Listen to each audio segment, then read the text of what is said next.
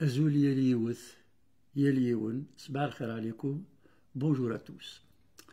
Il ne se passe pas un mois sans que la Kabylie ne soit au centre d'opérations politiciennes qui participent toutes des mêmes objectifs. Donner d'une région creusée des luttes démocratiques une image dégradée ou falsifiée de son histoire singulière et de ses légitimes aspirations. Les observateurs ont vu les fillettes de 4 ans présentées au candidat Abdelmajid Tebboune lors de son passage à Tizi Ouzou à la veille d'un scrutin présidentiel dont tout le monde connaissait les résultats. Les gamines habillées en tenue traditionnelle lui souhaitèrent la bienvenue en kabyle et en arabe classique avec, pour finir la parade, un salut militaire. L'Algérie peut dormir tranquille, la Kabylie est désormais arabisée et militarisée dès le berceau, et seuls ses attributs folkloriques la distinguent du moule arabo-islamique.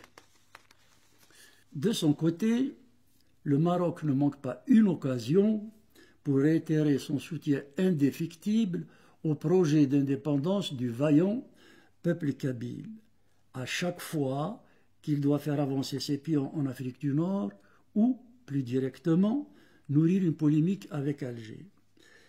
Ces interventions extérieures à notre région auraient eu moins d'impact si les deux régimes n'avaient trouvé depuis maintenant quelques années des acteurs locaux qui, objectivement, servent de relais à leurs desseins.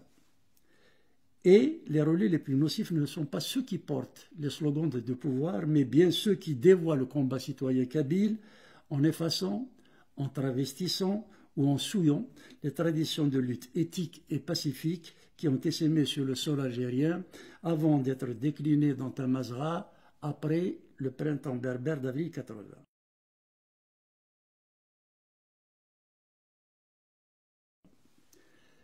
Emblématique de cette servitude, la dernière saillie en date nous vient encore de l'inénarrable Farhat Mahni, qui a commis le 6 octobre une conférence débat devant un petit groupe d'adeptes et qui vient de m'être transmise.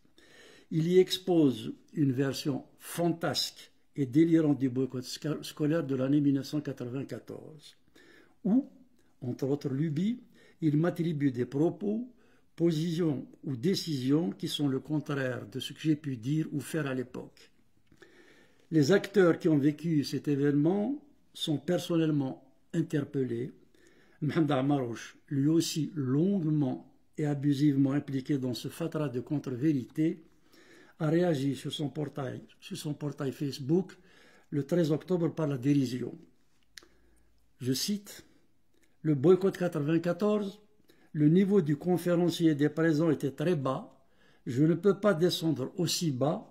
J'ai mal au dos, plaisante l'universitaire. » Et c'est vrai qu'on peut partager ce traitement par l'ironie méprisante s'agissant d'un discours aussi incohérent et si risible.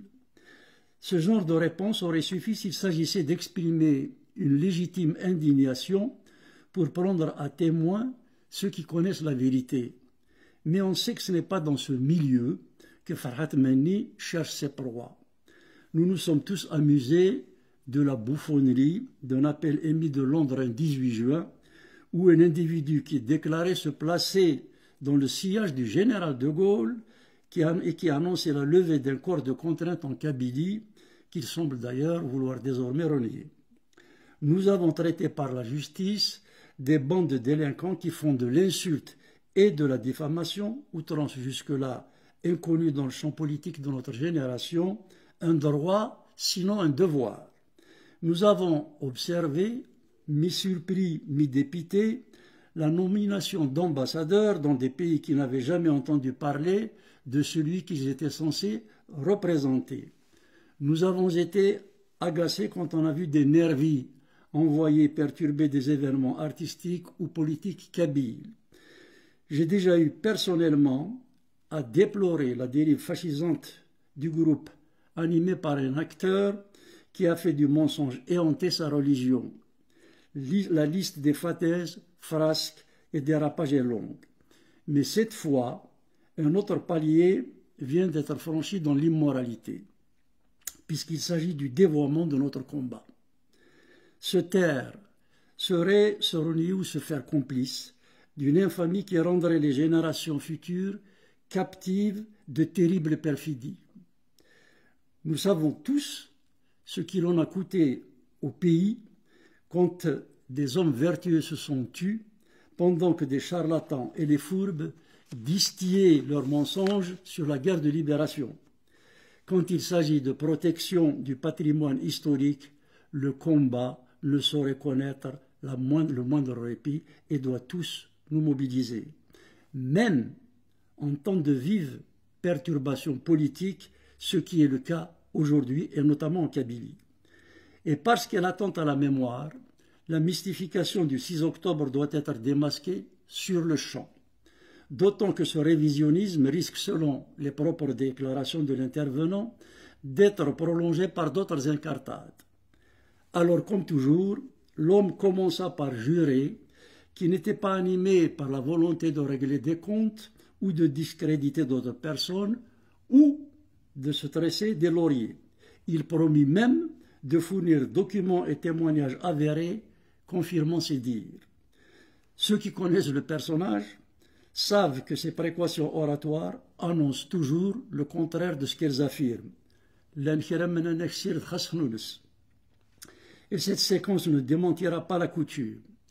Haine sourde, calomnie oblique, récupération impudique, égo démesuré, mensonge par omission ou par construction, structure l'intervention du 6 octobre.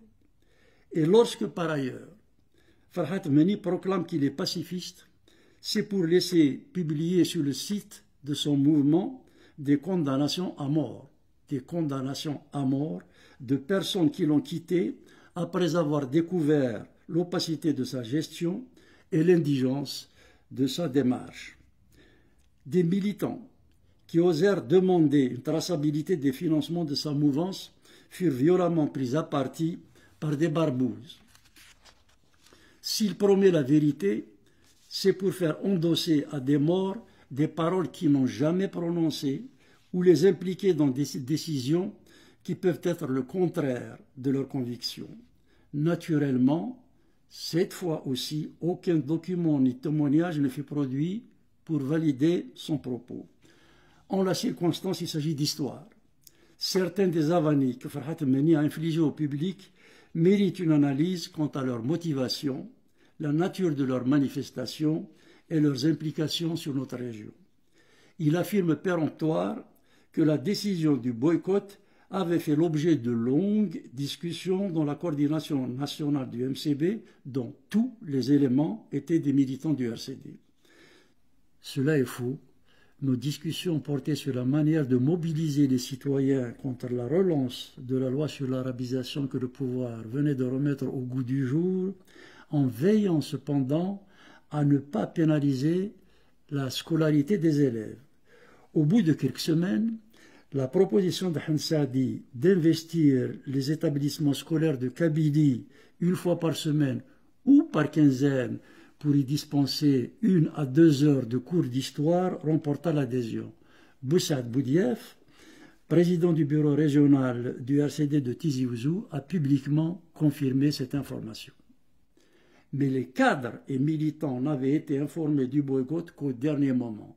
Personnellement, c'est à Paris que j'avais appris dans le journal L'Ouatan, à l'époque la presse algérienne écrite était distribuée dans les grandes métropoles françaises, que la Kabylie était engagée dans un boycott scolaire illimité, tout palier confondu.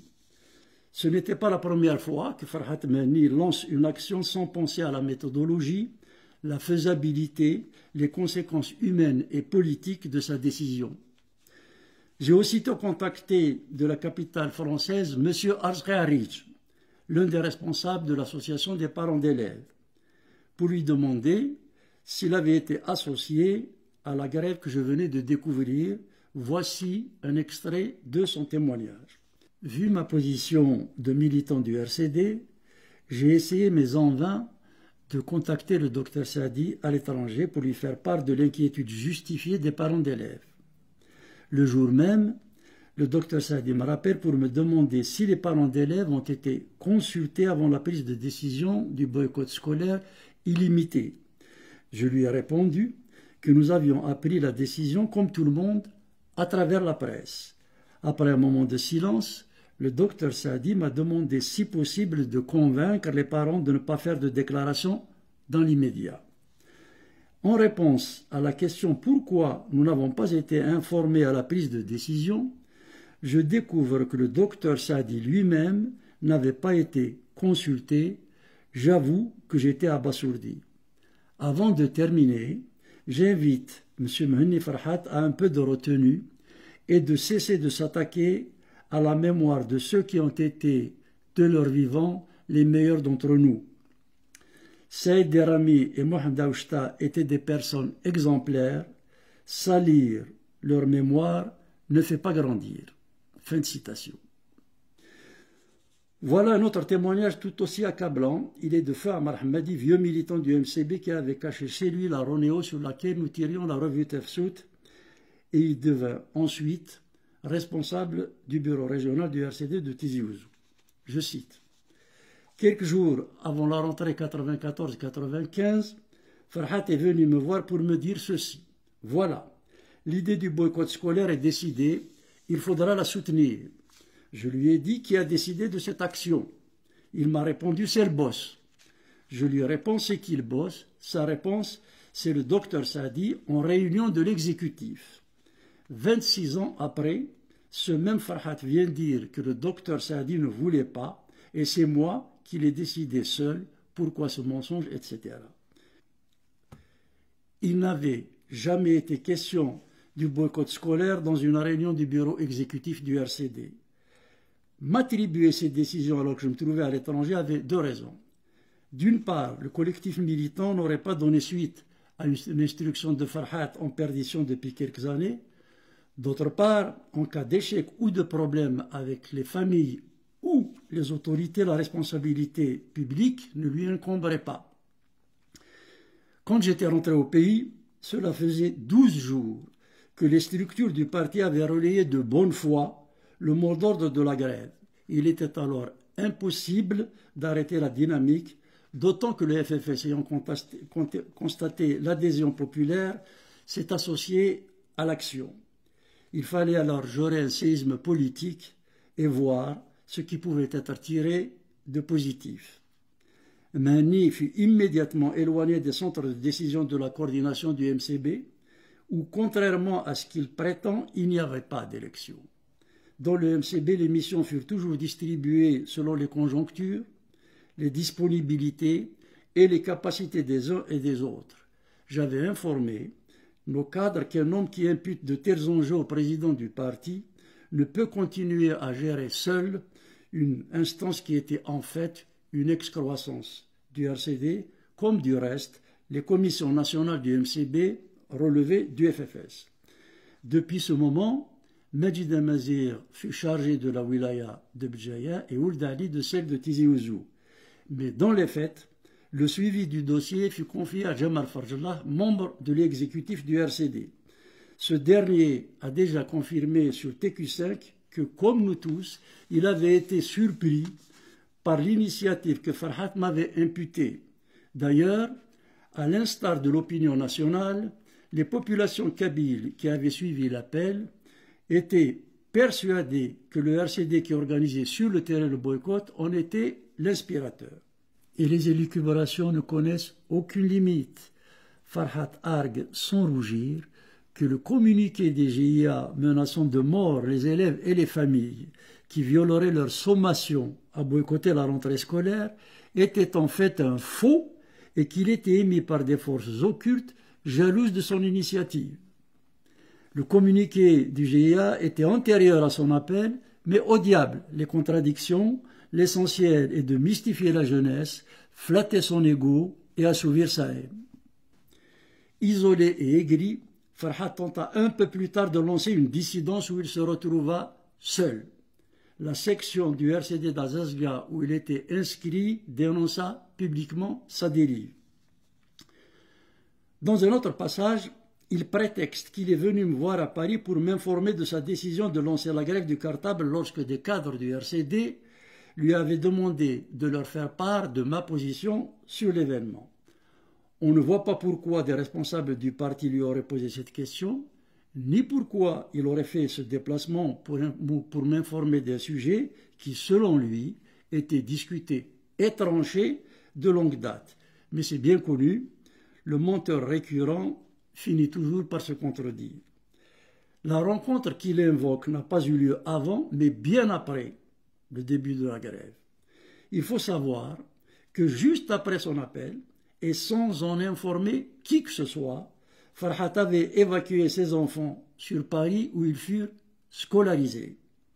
C'est cette forfaiture qui fut au centre de notre dernière discussion et je savais que notre relation ne lui survivrait pas.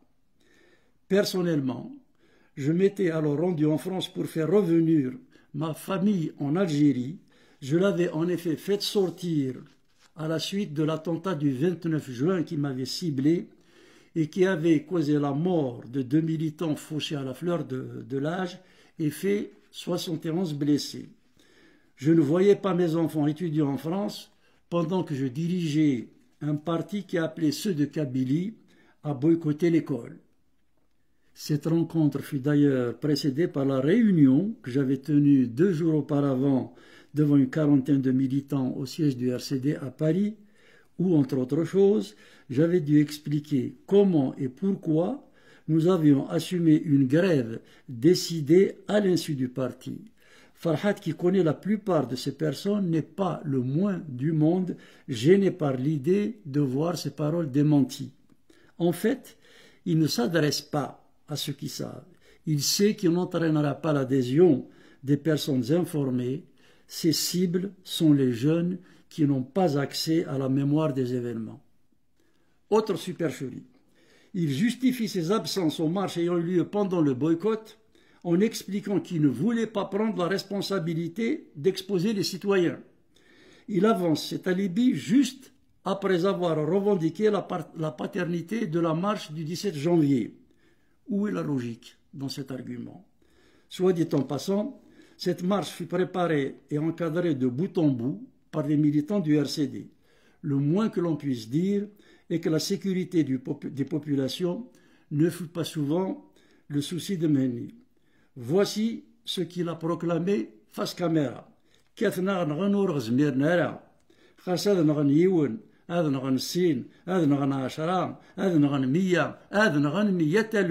Ils veulent nous tuer, mais nous sommes plus forts, ils peuvent tuer 1, tuer 2, tuer 10, tuer 1000, tuer 100 000, etc.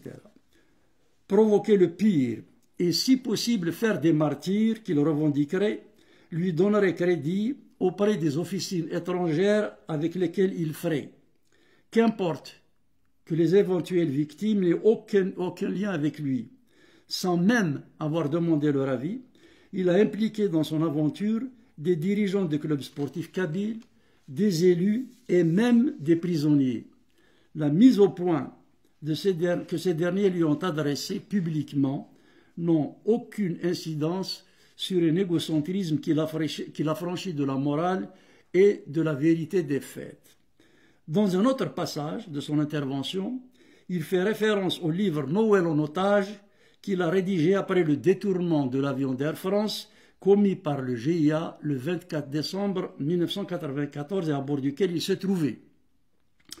Et on ne puisse passer inaperçu et dont je n'avais eu connaissance que des années après sa publication. Là encore, Mehni laisse libre cours à son délire. Il écrit que la veille du drame, il était avec moi à Tizi Ouzou dans un lieu qui n'identifie pas et comme souvent, aucun témoin n'était présent pour étayer ses dires. En réalité, à l'époque, je me trouvais à Bruxelles pour contrer la propagande kitukiste. Je fus informé par téléphone de la présence de Farhat dans l'avion par le docteur Amar Zarar. Rentré à Paris, je mis en place une cellule de crise. Amar Ben Younous fut chargé de regrouper la vingtaine de militants qui se rendirent à Orly pour l'accueillir après le dénouement de l'affaire. Mais il y a pire. Dans son ouvrage, Farhat laisse penser que j'aurais été informé du détournement du GIA et que je l'aurais encouragé à prendre précisément ce vol pour attenter à sa vie. Alors je l'invite à réitérer cette indignité et lui promet qu'il aura toute l'attitude de développer son scoop devant les tribunaux. Alors pourquoi Farhat Meni a-t-elle lancé sans concertation ni préparation cette grève? Nous sommes en 1994. Farhat affrontait une vie artistique et politique compliquée. Il avait consommé son crédit de chanteur et n'avait pas pu produire de contenu politique crédible après 5 ans passés à la direction du RCD en tant que secrétaire national à la culture. De plus, Matoub s'était rapproché de nous, accessible, spontané. Les militants l'appréciaient d'autant plus que lui ne dissimulait aucune ambition politique derrière son engagement. C'est peu dire que la proximité de Matoub lui pesait. Par ailleurs, Mustafa Bacha, cheville ouvrière du parti, venait d'être emporté au mois d'août par une crise cardiaque. Si Mustafa avait été vivant, jamais cette grève improvisée n'aurait eu lieu, car c'était lui qui était chargé de l'intérim quand j'étais en déplacement. Cette tragique disparition et mon absence au pays furent mises à profit pour lancer un appel au boycott illimité. C'était pour ainsi dire une façon d'exister pour un homme alors en plein désarroi. Pour entraîner le collectif militant sceptique, il affirma sans vergogne que j'en étais l'initiateur, quitte à être démasqué quelques jours plus tard. Les observateurs extérieurs peuvent être légitimement surpris par autant d'outrecuidance, d'irresponsabilité et de légèreté. Eh bien, Farhat est ainsi fait. Quand il est acculé, l'instinct et l'instant commandent à l'esprit. L'éventail de l'imposture est aussi large qu'ancien. Récemment, il convenait sur un site web télé avec son ami Hicham Aboud, un ancien capitaine de la sécurité militaire, que Hossein Aït Ahmed était le précurseur du séparatisme kabyle. Sur un tout autre registre, il y a bien longtemps de cela, il avait enregistré en exigeant l'anonymat et pour son propre compte les chansons Veveil Louvet et Snout, forfaiture qui fut endossée de manière sibylline à Aït Mengellet. Le menteur compulsif est condamné à la fuite en avant. Désinhibé, Farhat qui ne se contente pas de mentir aux autres ment à lui-même. Nous devons tous savoir qu'il ne s'arrêtera pas là et il n'a d'autre choix que de continuer à s'enfoncer dans ses extravagances et le déni de réalité. Il ne peut plus affronter le miroir de la vérité. De plus, et ce n'est pas une donnée mineure, la boutique kabyle est très rentable. Même Jatikhna Nassinagir,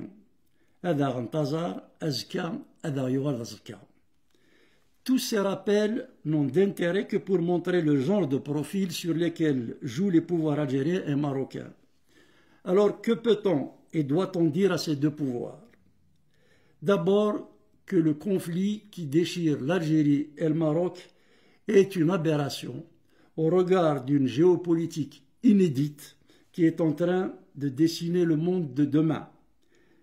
Et que nous sommes par ailleurs condamnés à nous positionner non pas les uns contre les autres, mais chacun pour et avec l'autre.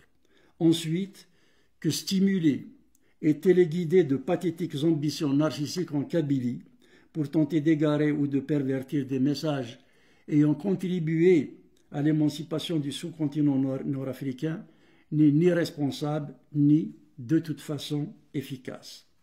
Faire de la Kabylie source de propositions alternatives, l'abcès de fixation des turpitudes des deux régimes relève de la politique de courte vue au moment où tout nous invite aux audaces prospectives.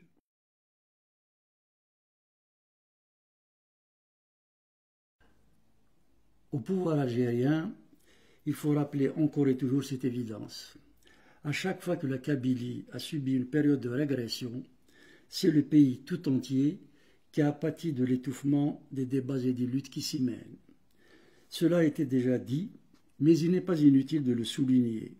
En avancée comme en recul, la Kabylie est le meilleur indicateur des orientations de la vie politique en Algérie. C'est pour cela que l'impact et les implications des luttes multiformes qui se déroulent dans cette région dépassent de loin les limites de son territoire. Fondamentalement, elle soulève des questions qui touchent au destin nord-africain. Pour l'heure, force est de constater que les opérations et les intentions du régime que l'on peut encore décrypter dans cette région sont des signes d'une préoccupante conception du développement national. Alors, attardons-nous un peu sur un bilan général que permettent d'établir des observations de surface.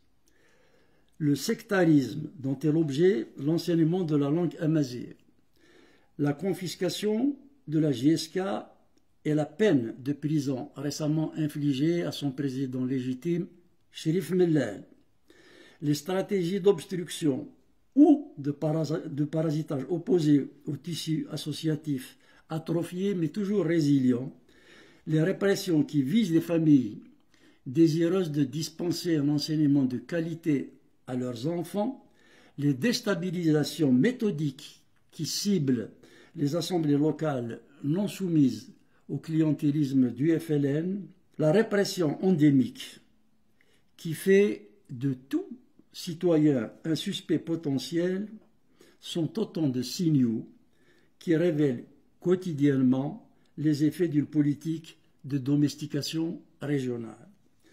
Les partis politiques sont en voie d'effacement. La presse libre n'existe plus. L'université est le lieu d'effarantes compromissions déontologiques et de régression scientifique. Les membres de la diaspora, dont la modernité potentielle est susceptible de contaminer les familles ou les proches, subissent les passages aux frontières comme des sas exigeant mutisme et soumission. Et même si elle est de portée générale, la politique d'éradication de la langue française vise aussi à isoler davantage la Kabylie, toujours considérée comme le cheval de Troie de la France coloniale. Encourager la maîtrise de l'anglais pour l'accès à la recherche n'impliquait pas de faire disparaître le français, qui est l'un des vecteurs du patrimoine culturel du pays. Les harcèlements dont sont actuellement victimes les maisons d'édition Frantz Fanon et Coucou, récemment interdites d'activité à Tizi Ouzou et Bjaya, viennent confirmer que sur la Kabylie notamment, le livre écrit en français ou en amazigh est désormais l'une des principales cibles des islamistes qui ont mité les institutions auxquelles ils imposent leur diktat. Et n'en déplaise aux patriotes de la 25e heure et autres contrefacteurs de l'histoire, la proclamation du 1er novembre 1954, dont on célèbre le 70e anniversaire, et la plateforme de la Soumam furent rédigées en français. Cela dit, les conséquences politiques, économiques, sociales, culturelles, mais aussi psychologiques de cette entreprise seront dévastatrices pour tout le pays. Stigmatiser la Kabylie pour créer des diversions sur les turpitudes du système FLN est un classique. Il y eut les accusations de sécession lancées contre le FFS en 1963. Il y eut Capsigli en 1978, opération dont on sait maintenant qu'elle fut montée avec la complicité des services marocains. La sécurité militaire avait alors instrumentalisé un groupuscule mené par un homme dont ceux qui l'avaient connu disent que lui aussi était habité par un ego qui le prédestinait au piège des manipulations. Il y eut également, on s'en souvient tous, les dénonciations des militants du MCB qui auraient brûlé le drapeau et le Coran en 1980. En fait, depuis 1962, les complots staliniens en Kabylie ont connu des différences de degré et non de nature. Quelle est donc la finalité de cette approche stratégique? En Algérie, comme dans les autres pays autoritaires, la culture policière imprègne la sphère politique. Les stratégies visent à repérer les fragilités ou les compromissions d'individus prédisposés aux tentations vénales. Des tempéraments qui cèdent facilement aux simplifications et aux raccourcis, il s'agit d'amener ces cibles sur des positions qui dégradent les luttes citoyennes afin d'assécher les débats féconds qui permettent de traiter intelligemment les problématiques dont l'accès à la complexité peuvent buter sur les impatiences ou les colères. Est-ce responsable? Est-ce raisonnable de se perdre dans tant de cynisme? Mais restons pragmatiques. Est-ce seulement rentable à terme, même en se plaçant du strict point de vue des intérêts des officiels? Ce qui n'a pas fonctionné du temps de la glaciation du parti unique ne peut pas être efficace à l'époque de la révolution numérique. Le régime peut présentement avoir le sentiment de maîtriser la maison kabyle.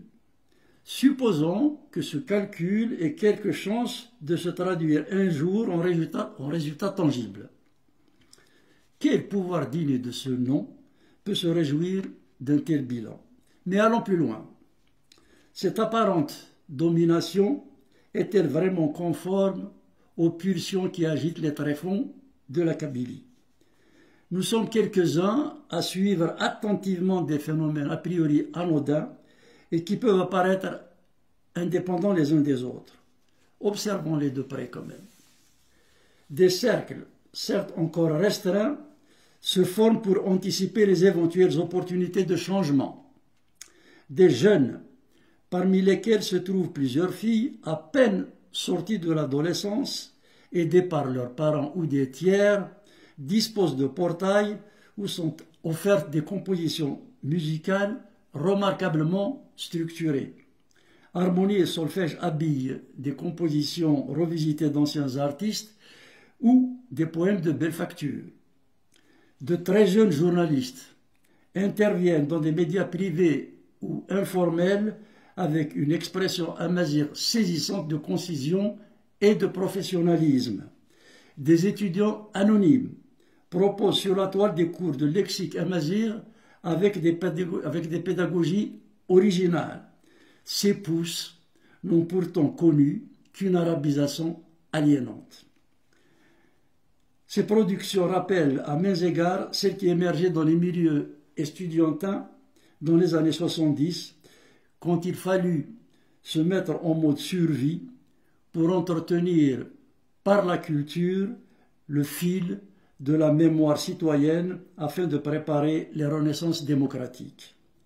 À cette différence près que l'éducation nationale n'avait pas atteint le délabrement actuel, ce qui donne encore plus de mérite à la génération d'aujourd'hui. Tous les domaines sont investis par l'esprit d'initiative. Les citoyens contournent les interdictions d'activités culturelles par des programmes de préservation de leur environnement. Des maisons d'hôtes organisent des randonnées pour la découverte de sites ignorés par un régime qui considère que le tourisme, c'est-à-dire l'ouverture à l'autre, est un délit ou une contagion. C'est ainsi qu'un écosystème civique structure une société parallèle, libérée des rigidités et dogmes officiels.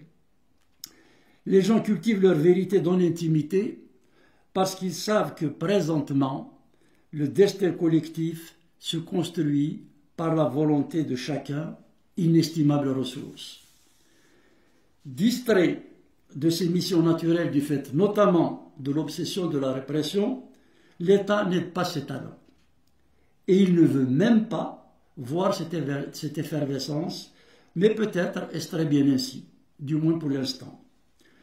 Le pouvoir gagnerait pourtant à renoncer aux instrumentalisations de la délinquance politique, à l'embrigadement et à l'autoritarisme. Manipuler et emprisonner à tort et à travers n'a jamais constitué une bonne politique, ni d'ailleurs un bon bouclier. La véritable autorité ne s'impose pas, elle se consent. Le régime algérien est aujourd'hui occupé par une génération qui n'a ni le temps, ni les capacités physiques, ni les logiciels à même de mettre sur les rails la nation du pays réel. Ces dirigeants pourraient s'honorer en ouvrant sereinement et loyalement le débat sur la projection du destin national, lequel fut annoncé à la Soumane. Il revient aux nouvelles générations de l'actualiser et de le décliner selon les inspirations de toutes nos collectivités. Il est grand temps d'aider nos populations à vivre sans que chacune ne considère l'existence de l'autre comme une menace à la sienne.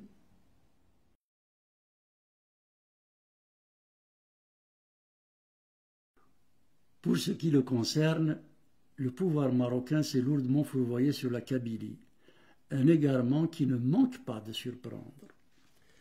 Se saisir de cette région comme poil à gratter contre le régime algérien témoigne à la fois d'un aveuglement tactique et d'une incompréhensible inculture politique.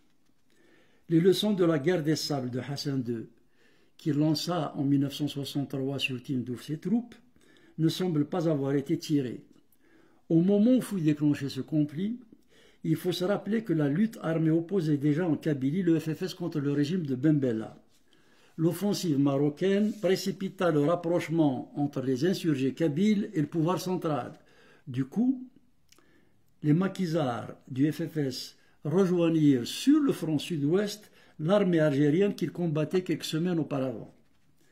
Comment les services spéciaux marocains, puisque ce sont eux qui semblent avoir convaincu le pouvoir politique de cornaquer la radicalité kabyle, ont-ils pu croire que la région où la tradition du débat public est la mieux établie en Algérie pouvait céder aux appels à la sédition dont ils inspirent et guident les objectifs? Ces officines, dont le rôle est de scruter et d'analyser les éléments constitutifs du terrain adverse, n'ont pas relevé que la faction qu'ils financent depuis maintenant plusieurs années n'a pas pu capter une seule voix crédible en Kabylie, où pourtant des personnalités de renom opposées au régime ne manquent pas. Pire ou mieux, comment les limiers marocains n'ont-ils pas compris qu'à chaque fois qu'ils réactivent les slogans séparatistes, les Kabyles s'irritent d'une grossière manipulation qui vise à faire de leur région un vivier de nervis, transformés en mercenaires, qu'ils livreraient à Alger du jour même où Rabat obtiendrait de son voisin de l'Est quelques concessions sur le Sahara occidental. Comment ont-ils pu croire qu'ils pouvaient recycler dans la mouvance amazigh un ancien officier des services algériens qui fut le chef de cabinet du tortionnaire des émeutiers d'octobre 88. Un condottière dont le parcours pendulaire l'a amené à faire le tour des clans qui se disputent le pouvoir et la rente, avant de s'engager publiquement aux côtés des islamistes en août 2020 pour finir lui aussi comme porte-voix de la propagande marzélienne. Comment ces agents n'ont-ils pas anticipé le fait qu'en Kabylie, plus qu'ailleurs, les citoyens ne manqueront pas de relever les flagrantes incohérences et les criantes contradictions à la base de leur machination. Un royaume qui menace de 30 ans de prison toute personne qui oserait simplement accoler le qualificatif occidental au mot Sahara serait donc légitime pour se poser en parrain d'une autodétermination de la Kabylie. Un Marzen dont les appareils répressifs broient les militants rifins, alors que pour le coup, la République du Rif, certes éphémère, a bel et bien existé en 1926, se persuade que quelques poignées de dirhams suffiraient à acheter les Kabyles pour en faire la variable d'ajustement de ces rivalités avec le pouvoir algérien. J'ai personnellement eu à exprimer mon étonnement devant tant de vaines et méprisantes ruses auprès des ambassadeurs du Maroc quand les relations diplomatiques avec l'Algérie existaient encore. J'ai formulé les mêmes interrogations ou des aveux auprès de mes amis marocains quand il m'arrive de me rendre dans leur pays. Les diplomates ni évidemment le financement de leur affidé kabyle, et les intellectuels lèvent les bras au ciel pour dire leur incompréhension. Au fond, l'entreprise marocaine visant à instrumentaliser la Kabylie n'est qu'une entreprise de basse police. En la circonstance, le Makhzen marocain mobilise l'argent du contribuable pour des chimères autour desquelles se déchirent ses recrues kabyles. Ces fonds auraient pu trouver meilleur usage. Il serait salutaire que le cercle des étudiants nord-africains de Paris, où se conjuguèrent généreusement les efforts des patriotes des 3 pays à l'époque coloniale, puissent être réactivés pour de nouvelles missions de nos diasporas qui se côtoient sans se voir. Lancer un prix annuel honorant la meilleure production culturelle, qu'elle soit littéraire ou artistique de Tamazgha, aurait du sens et donnerait un vrai soft power aux auteurs d'un tel projet. Il faut en finir avec les approches policières de nos relations. Aux dirigeants marocains qui savent que l'histoire immédiate commande de faire preuve de lucidité et de hauteur de vue, je voudrais dire ceci. Notre avenir commun mérite autre chose que ces péripéties sans lendemain. Et si ces interpellations ne suffisent pas à les convaincre de mettre un terme à leur stratagème un peu puéril, est-il déraisonnable de leur demander de montrer un peu plus de respect envers une région qui a inspiré la réappropriation du substrat amazigh comme socle du destin nord-africain? Faut-il rappeler aux sorciers de l'ombre marocains que la Kabylie a fourni à leur pays des cadres, qu'ils soient instituteurs ou employés dans la moyenne et la haute administration, qui ont contribué à l'édification de ces institutions avant, pendant et après le processus qui a conduit à son indépendance.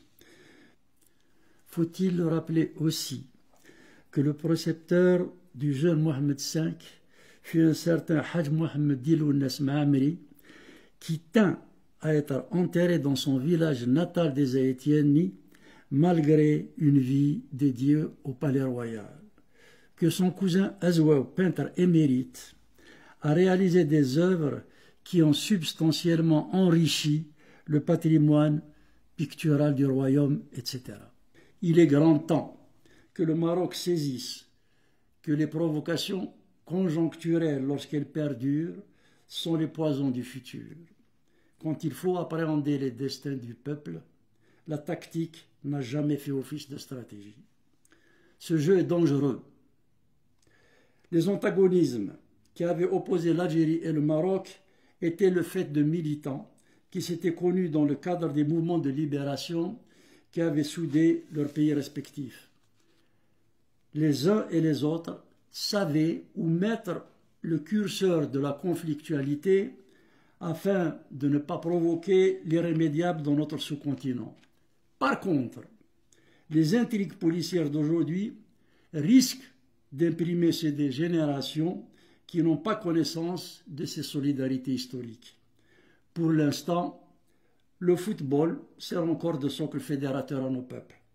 Faut-il donc attendre que le pire advienne pour que le politique reprenne ses droits? Le moment est venu de revenir aux fondamentaux.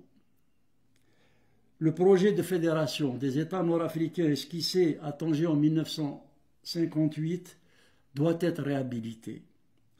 Si les pouvoirs en place rechignent à s'y résoudre dès à présent, les élites des 3 pays sont mises en demeure de relancer le chantier et mettre un terme aux provocations visant à réduire la Kabylie à un outil de perturbation régionale serait une bonne manière d'attester de sa disponibilité à respecter notre histoire, éclairer le présent et préserver notre avenir.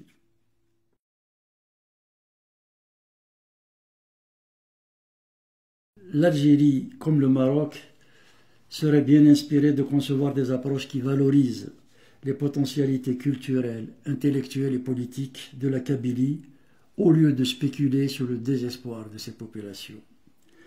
Cette région s'en trouverait mieux et, ce faisant, le pays et l'Afrique du Nord bénéficieraient mécaniquement de son essor. un dernier point quand même. Si des pouvoirs peu scrupuleux ont misé sur les travers et les faiblesses kabyles, c'est aussi parce que trop souvent, les enfants de cette région, du moins ceux qui ont le devoir et les capacités de mobiliser la vigilance citoyenne, ont privilégié le confort, la paresse et l'égoïsme quand il fallait s'élever contre des réflexes de secte qui veulent que l'on taise ou couvre les erreurs et les fautes parce qu'elles sont commises par un des leurs. Une démission qui en fait aggrave la fragilisation de notre région. Si on ne veut plus ou on ne peut plus continuer à apporter sa part de vérité au combat par lequel une génération a fait renaître espoir et fierté, on devrait au moins veiller à ne pas laisser l'imposture souiller la mémoire des morts et la dignité des vivants. Il y va de notre responsabilité envers nos enfants et de notre honneur.